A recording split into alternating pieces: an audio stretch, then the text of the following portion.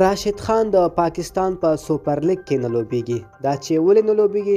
سلام ستړي مشه، زموږ افغان ټي وي چینل ته په خیر راغلی. که غواړئ پوه شئ ویډیو تر اخره راسره وګورئ. په لومړي ځل راشید خان د پاکستان په سوپر لیګ کې د لاهور قلندر لوبډلې په ګټه د لوبېدو هیلې را پیدا شوې.